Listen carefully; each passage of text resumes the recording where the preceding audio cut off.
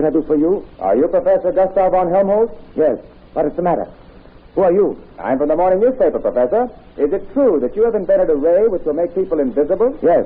I have discovered a new principle of light which will make people and objects and animals even disappear right in front of your eyes. But how is the scientific magic performed? If you will come to the Market Theater beginning next Monday, you can see it done for yourself.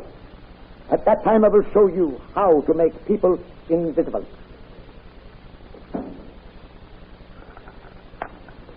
Today's radio play, Practically Romantic, is based on a most interesting story taken from the pages of next Sunday's issue of the American Weekly, the magazine distributed with all Hearst Sunday newspapers from coast to coast.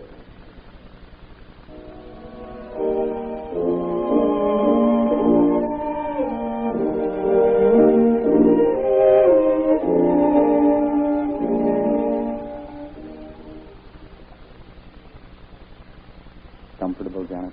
Very comfortable, Peter. It's nice floating along the surface of the water in a boat, isn't it? I love these rides, Janet. Just the two of us. Resting against the back of the seat. Our feet stretched out. My arm around you. Your head like this on my shoulder. Drifting. Just drifting along. So do I. Oh, I wish I could go on forever. Do you? Honest? Uh-huh. Oh, you darling.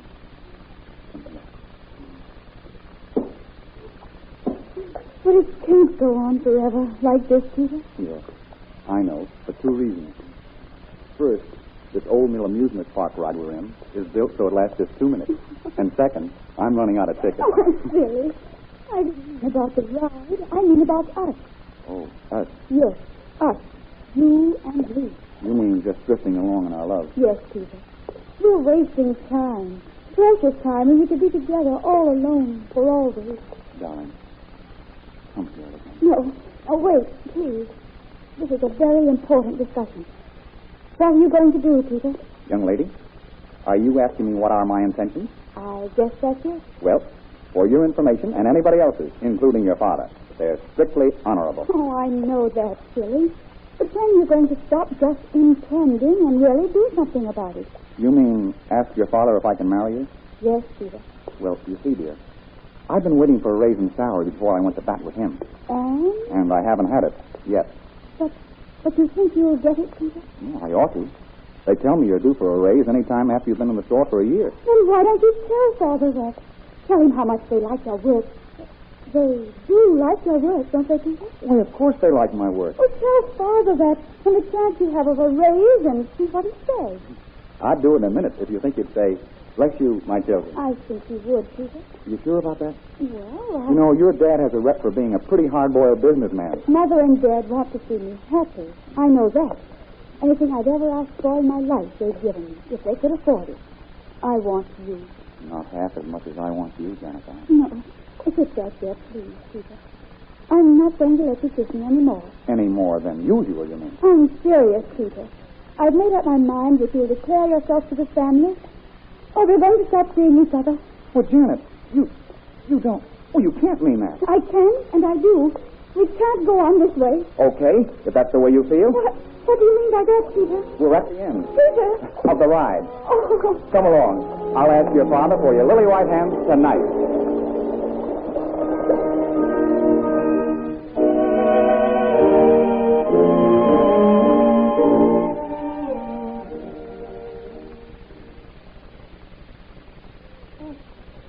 Father, would you please put the newspaper down? Well, what brings you two back so early? Yes, what on earth's the matter? Are you ill, Janet? No, Mother, I'm all right. Mother. Yes. Father. Peter has something he wants to say to you. You have something to say, Peter?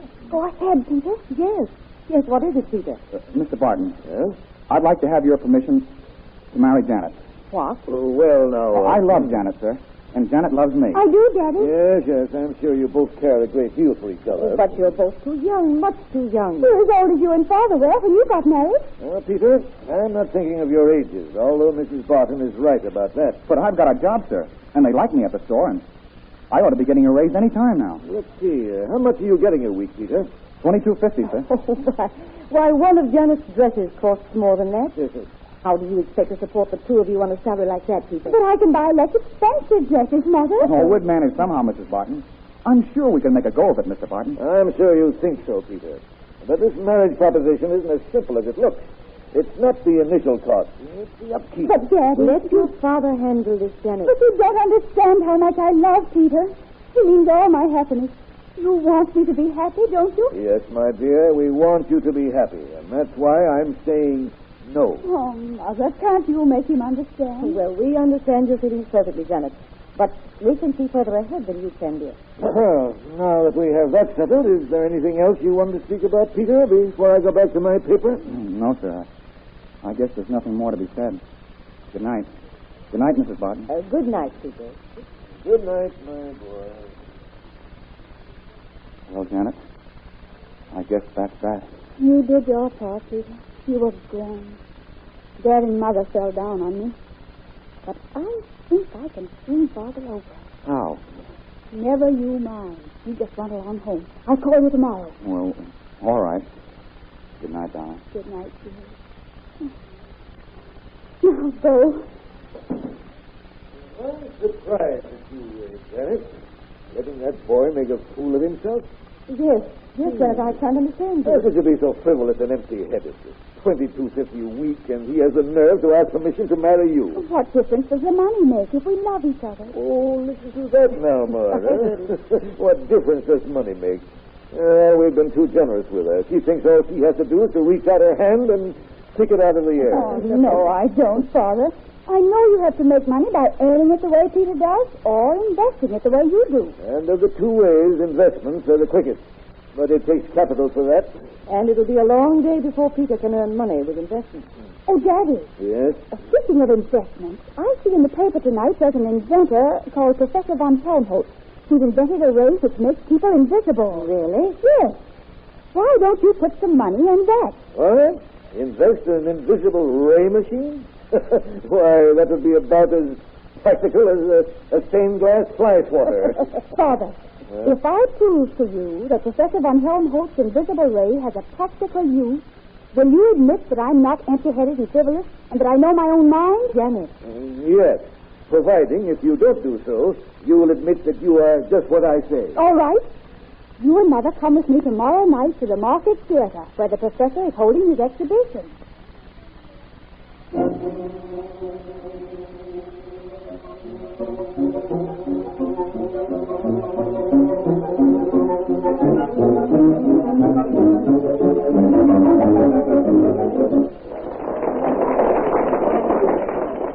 Thank you. Thank you. As I told you at the beginning of the exhibition, my invisibility machine is the result of a real discovery about light rays. It is by the application of this new law that I am able to make the dog invisible. Now, is there any lady or gentleman who will step forward and make the unique and pleasant experience of being temporarily removed from human eyesight? Oh, I assure you, ladies and gentlemen, that the rays are entirely harmless. I'll try it, Professor. Thank you, my dear. Kindly step up here on the stage, please. Henry, you leave your watch and wallet with me. Now, what'll I do? Just sit down on the chair, if you please. Now, watch closely, ladies and gentlemen. You see, the outlines of this gentleman become blurred. And the back of the chair starts to appear through him. And now, he has disappeared. Henry, where are you? Right here, Levancy, looking right out at you. And now, we will bring the gentleman back to visibility again. But, there goes the chair back, and here comes his outline. And here he is. Down. You may step down and take your seat again. And now will you ladies, if any young lady or gentleman will come up here and let me make her invisible to the human eye? I will. Oh, the Fräulein is willing to serve in the name of science. Come up right here, please, Fräulein. It is a pity that one so lovely as you, Fräulein, should even for one moment be taken from you. You're very kind, Professor. To sit in the chair? If you please, Fräulein. Watch now. And just as happened to the gentleman, the young lady is beginning to disappear. Now she is transparent. There's the back of the chair. She's apparently disappeared from view. I say apparently because she is still sitting right there in that seemingly empty chair before your eyes.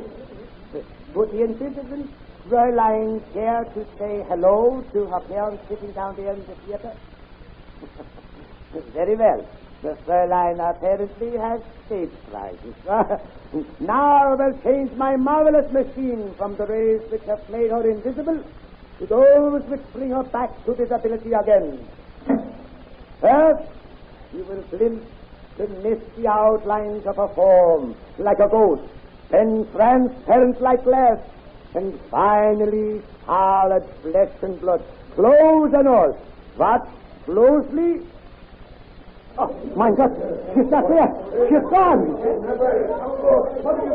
I have done nothing, my dear. It is impossible. The rays have only to do with visibility. They cannot move so much as an atom. So it is something else has happened. Whatever it is, you're responsible for I tell you I am not. Oh, God in heaven. I go for it crazy. If I don't find her, she is gone. You will also go to jail. Somebody call the police. Yes.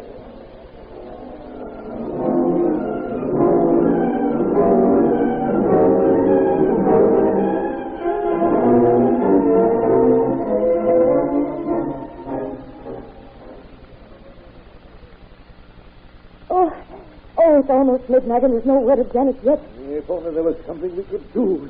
But she disappeared without a trace. The police agree she must be kidnapped. Yes, they found a door cut on the flowery wallpaper pattern of the scenery behind that chair. Yes. With a backing piece of the same design, it was impossible to detect it from the audience. Oh, I know it. Oh, someone must have slipped in while the rays were on Janet. Clapped his hand over her mouth and dragged her out the stage door. I should go mad with this suspense. Can't you do something? There's nothing to be done, Maud. The police are doing all they can to locate her. Oh, they found her. They found her. For her body. You better let me answer. I just thought it's there to pick up the receiver. It's Jeremy. I'd like to see his face when he answers the phone. Hello? Hello, Daddy. Oh, Janet.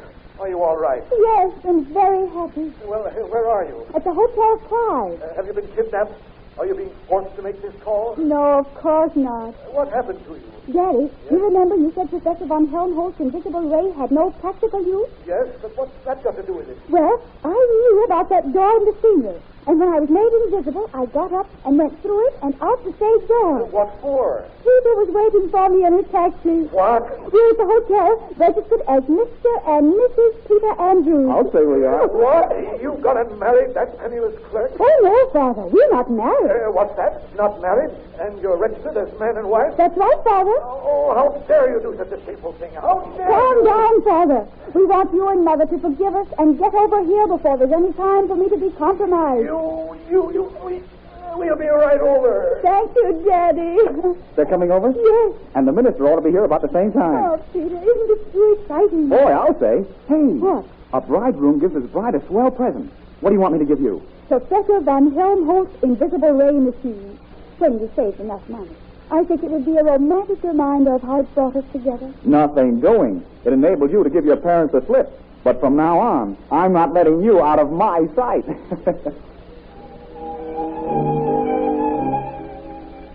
The radio drama to which you have just listened was suggested by one of the many interesting stories appearing in next Sunday's issue of the American Weekly, the magazine distributed with all Hearst Sunday newspapers from coast to coast. This is Wentworth announcing and turning the microphone over to your own announcer, who has a message of interest to all of you.